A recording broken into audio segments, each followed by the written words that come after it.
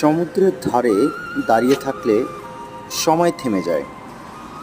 নীরব আকাশের নিচে নোনা জল হিমশীতল, বাতাসে ভেসে আসে ঢেউয়ের গুঞ্জন। ঢেউ আসে আবার ফিরে যায়, ঠিক যেমন জীবনের অনেক কথা আসে আবার হারিয়ে যায় অসীমের পানে। আকাশ আর সমুদ্র দুটোই আলাদা, তবুও দিগন্তে যেন মিশে গেছে। মানুষের চোখে তারা দূরে, কিন্তু প্রকৃতির নিয়মে তারা চিরবন্ধু। ঢেউয়ের প্রতিটি ছুটে আসা যেন বলে এখনো সব শেষ হয়নি। আকাশের প্রতিটি মেঘ যেন বলে সব রঙেই একদিন আলো পায়। আমাদের সকলের কোনো না কোনো একদিন সমুদ্রে ভ্রমণ করা উচিত। আসলে সমুদ্রের বিশালতা সম্পর্কে সবার জানা উচিত।